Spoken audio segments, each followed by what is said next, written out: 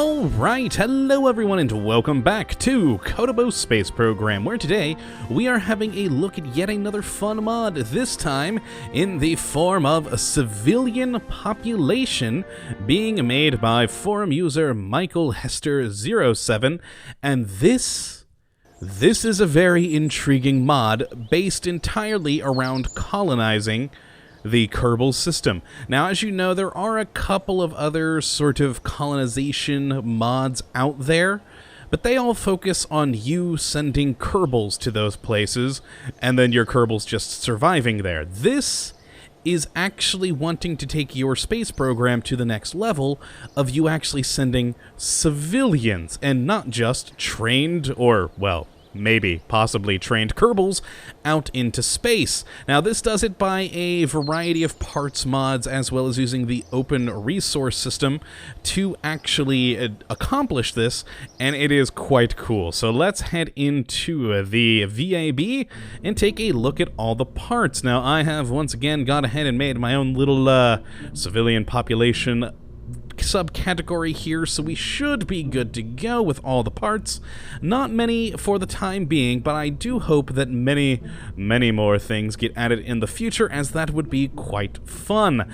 And now basically how this mod works is that besides just your Kerbals you put into space, you can also put civilians into space as well. So basically the idea being like, we send up our astronauts right now, but then we also occasionally send up civilian tourists. This is basically taking that to the next level of going, hey, let's send up lots of people into space, and it's wonderful. But to do so, your civilians need a place to stay, which is where the Netherdyne small apartment module comes in, which I believe holds 8 civilians, and also has room for 3 crew admin personnel, so that would be Kerbal trained astronauts.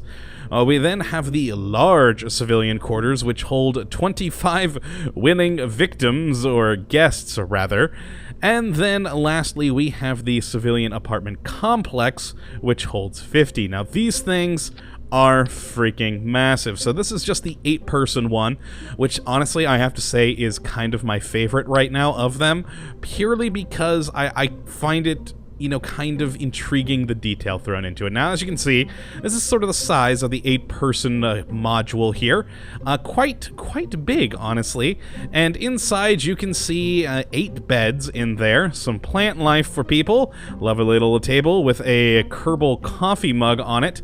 Very nice indeed. And my favorite part, and I think why I love this module so much, a lovely TV here with the headline, Jebediah survives another explosion. You gotta love it. I do really enjoy that. And this, of course, is the... Whoop, nope, did not mean to do that in total. There we go. That is the smallest of the civilian quarters. Now, the next is the large that holds 25. And this one, still a cool model. I quite like it, but you can't see inside, which is sad, which makes kind of a whole lot of sense because, well, the bigger these crew modules go, the more stuff you would have to render inside. So this one holding 25, we just have, you know, some nice lit windows there. Lovely. And then lastly, the gigantic, large civilian quarters. Oh dear God, let's zoom out for this baby. Oh, look at that. It is just massive. And it, of course, as I mentioned, holds 60 crew. Oh, whoops, sorry, I thought it was 50 crew. And you can adjust this, so you can send this up with only, you know, 0 or a handful and anything in between, whatever you like. And these are where your Kerbal civilians will live. Now, you don't see them in their little portraits like you do your Kerbal astronauts. These people just basically live hidden within these modules. But they do require food, which is one of the things, basically the life support system for your colonies, and you have 4 different methods for making food, and they each kind of coincide with one of these different sort of habitat modules. So let's go and start with the smallest of them. For the 8-person crew, this little small hydroponics garden module should be enough to sustain them. It produces, or holds rather, 50 food and 100 water, and this should be more than enough for your 8 civilian personnel here. And it is quite a cool little model. I do like these garden models. If we zoom in on this, you've got all your lovely little plants in there, and a nice hydroponic garden for, all the food needs. Now, for the... Oh god, it's not going to let me detach that, is it? Hold on. Okay, screw it. We'll keep that in place. So for the large civilian module, rather... Oh my god, I keep grabbing the wrong things. There we go. I keep forgetting that I put this one down first rather than a capsule, so I keep trying to grab it. But yes, for this larger civilian quarters, we have the small hydroponics garden biosphere, which, well, is a much larger version of the small hydroponics garden module and is in a very, very cool sort of spherical shape. And this one holds 250 food.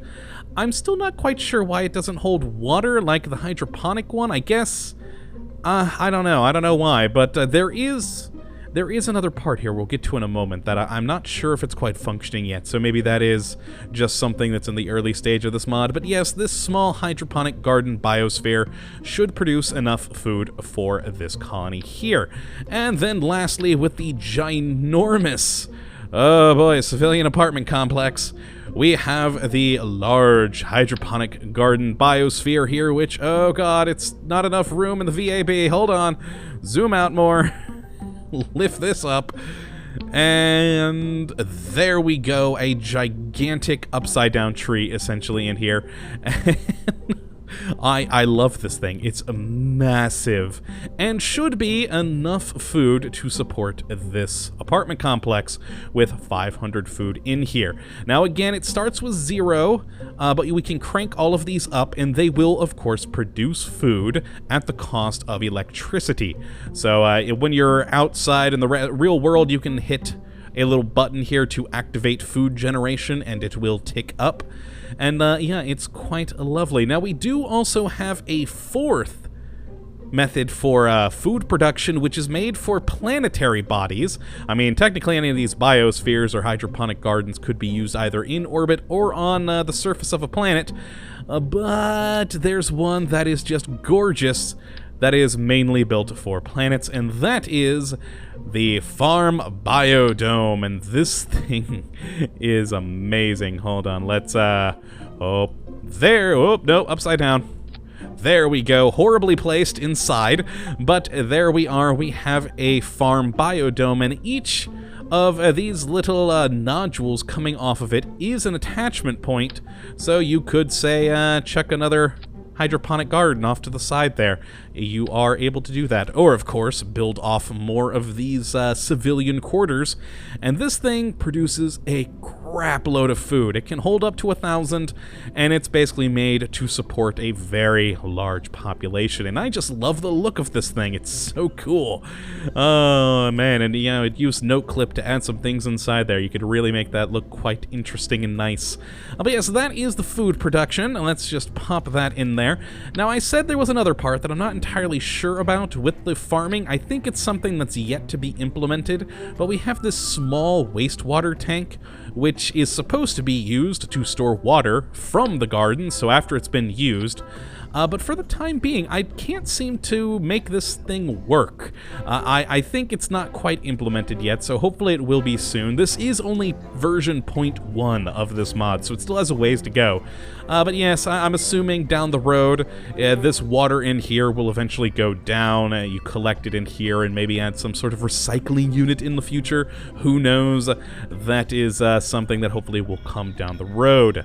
Now, another piece that we have, which is quite important, is the Netherdyne Civilian Contractor Dock, and this is specifically used when in Kerbin, Lunar, or Minmus orbit. Basically, what this Civilian Contractor Dock allows is for new civilians to come up to your station from the surface of Kerbin. So there'll be a civilian dock growth rate that will increase the number of people. So say we only had 2.4 people in there, apparently. I guess 2 people in there, small child. And eventually this could grow by bringing more people from the surface of Kerbin. And it does have a bit of a decay rate. So in the orbit around Kerbin, you will have a much higher growth rate than you have if your station was in orbit around the moon, and you have an even lower growth rate if your station is in orbit around Minmus. And then anything beyond that, it will not have people come to you through this. That you will actually have to grow your population for. So if you send a colony to Duna, you actually have to have enough people to create a colony, and that's where this mod gets really awesome.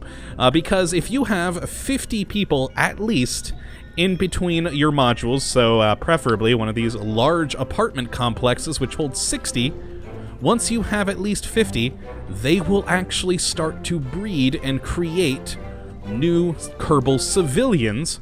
So if we had this at 50, it would eventually... Oh no, this is actually at 50. I just read that as 60. Oh my, I'm blind. I should probably get my glasses checked. But yes, once you have at least 50, your civilian growth rate will increase, and you will start getting more civilians being born. And where this comes into play for even more future exploration of the Kerbal system, you can actually recruit Kerbal Astronauts from your Kerbal population, your civilian population inside these biodomes. And that is wonderful. So you could have ships waiting on Duna, and then you could crew them with people born on Duna, and that is just simply amazing. So you wouldn't have to come all the way back to Kerbin to get more astronauts. Now we'll talk about that more in a little bit here. There is one more part I want to look at, but doesn't actually work for me because I do not have extraplanetary launch pads on this save file. This is a part specifically made for if you have extraplanetary launch pads installed. I was hovering on the wrong part. And this is the NXX construction drone. And this is a specific construction piece for use in conjunction with extraplanetary launch pads to allow you to build your colonies on the planetary surface, or in orbit, of course, whichever it is you want. So you can actually build the colonies in place rather than having to ship these large, gigantic apartment complex modules all the way to, say, Duna, or wherever it else is that you are trying to build a lovely colony. Now, I can't use this because, like I said, I don't have extraplanetary launch pads installed, but if you do, you can use this to build your colony with robots, and who doesn't love that? Now, let's go to the tracking station where I have 2 little colonies built. One is in orbit, and the other is actually on Duna. So we have Orbital 1 here. Let's go and grab them. Oh god, they're going towards the dark side. Hold on one moment. Let's speed up time here until it's back in the sun. There we go. I love that feature. And let's fly. And this is just a small little orbital station around the Kerbin surface, and you see we have a lovely hydroponic garden biosphere, which we have currently actively making food, but we can deactivate that, and they'll, as you can see, it just ticked down. Our Kerbal civilians are eating that food as we speak. But of course, I want them to stay fed, so we activate that, and it just continuously uses power to create new food. Now, as I said, I haven't really been able to get these wastewater things to work. I've built several colonies so far, and nothing seems to happen. But yes, we have a current population of 4 people in here. The civilian contractor dock, actually has a person in it. I had 3 in here. Now we have 4, so we are getting a growth rate. See, as we have a lot of numbers here. I'll go through all of them in a moment. But with the civilian dock being true, we have a civilian growth rate of 1,000 naturally, so people coming down, or coming up rather, from the surface. This was at 3 when I built it earlier, so it's already popped to 4, and that's another thing. Your colonies continue to grow even when you're not there, so they work along with the sort of, while you're away system, that already calculates your ships flying around in orbit, etc., so these will continue to grow while you are not around, which is always good. And we have a whole lot of numbers here. So we have food per population, which is how much they're consuming, so 1 food per 1 person. We have the population decay rate, which is how quickly the population is decaying on this colony. The growth rate, which is, of course, how fast it's going to grow.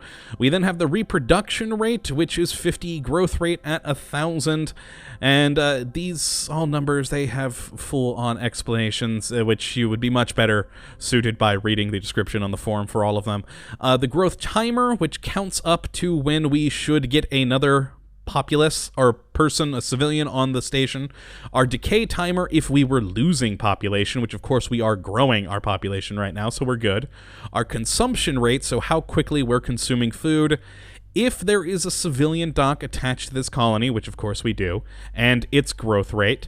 And here is the button here that if you do have enough Kerbals to be growing a proper population, you can recruit a Kerbal from here. Now, I do not believe I can, because I don't believe I have enough people to do it, but let's hit the button. Yep, nothing. So I was hoping it should have like popped into here or something like that. But yes, if you have enough people, as I said, I believe you require 50 as a minimum to produce a Kerbal, and they will pop out a Kerbal Astronaut over here.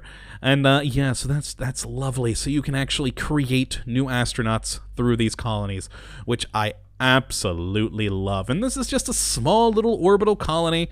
I'm kind of thinking of it as a space tourism thing. And yeah, it's a lovely thing. I do quite enjoy it. But let's head back to the Space Center to look at my second colony, which I actually have on Duna. And dear God, this thing was a pain to get there. I did, of course, cheat to get it there using good old HyperEdit. But yes, if you are skilled or have extraplanetary launch pads, you could potentially put something onto Duna, or build it rather, that is like this. Oh, please don't explode. Please don't explode. It didn't explode. Yes. This has exploded on me multiple times. But yes, we have a large colony here, where we have 2 of those good farms, 2 of the large apartment complexes, and 1 of the just large civilian quarters. And as you can see, we're actually losing population. We have decay timers on our habitats because these farms are all deactivated. So I wanted to have that to show you guys that, you know, our one in orbit had the growing timer, so we were gaining people. This one, we are actually losing our populace, which is so sad indeed, but it's so easy to just turn on these generators and they will start to produce food at the cost of a crap load of electricity. Oh, I don't have enough solar panels for this. Yes, you may notice that I'm holding together everything with a lot of batteries. That I discovered was the most interesting way to do this. Also probably the most inefficient, but oh well. It's wonderful. And yeah, so now we are at 0 population growth and decay, which is good.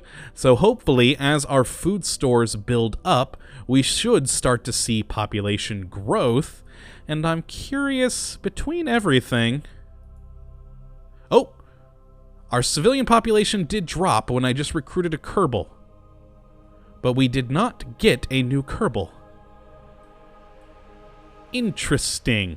I wonder if he popped into these, because each of these civilian apartments, crew quarters, etc., they do have their own internal crew, which I'm just realizing aren't showing on here. They were earlier. That's interesting. That might be a bug in the current system, which is depressing, but hopefully that will change in the future. But yeah, so each of these, I believe this holds like 4 or 5 Kerbal crew, which I'm betting is where that Kerbal went to, because we just saw that population drop there, so we should have recruited a Kerbal. I wonder if I can get to him somehow. I don't know. That might be something to look into for the future, but yes, hopefully once everything is worked out with this, we should be able to do that just fine and recruit people and send them on to other missions in the universe, which would be glorious. I wonder, the crew hatch? Okay, so I have a hatch here. Let's try and recruit another person from here. Did we get someone? Oh, come on, crew hatch. Yes! There we go. We had 2 people in here. We now have 3. So that is functioning. So you have to go to the crew hatch. But I cannot actually find the crew hatch on this module. Huh. Intriguing. But, okay, there we go. We did just see it, though. On this crew hatch here, we did, I believe, gain Tundis Kerbin. So this is our first Kerbal born on Duna. Well, actually, technically, it would have been this one in here. But, yeah. Let's transfer him into our command pod. Oh, no, that module's full. Oh, yeah, because that's only a 1-person module. I completely forgot about that. Never mind, cancel. Yes, we have born a new Kerbal on Duna, and that is glorious, and that is why I love this mod. And just imagine it, you could have colonies spread all over the solar system, producing new Kerbals to replace the ones you will inevitably kill in a fiery explosion. Jebediah approves, my friends, so you should go and check out this mod, and if you would like to, you can of course check the link in the description of the video as always, and I do hope you go and check it because it is glorious. I really do like this mod, and I cannot wait to see how it goes in the future. Because again, just imagine it, colonies on planets. You could make generational ships going in between all of the planets of the solar system. It would just be glorious. But yes, I hope you have enjoyed this episode today, and of course that you come back for the next. But until then, thank you for watching, my friends, and as always, have a good one. Now I'm going to go try and see if I can find where the hatch is on this thing. I'll see you later, guys.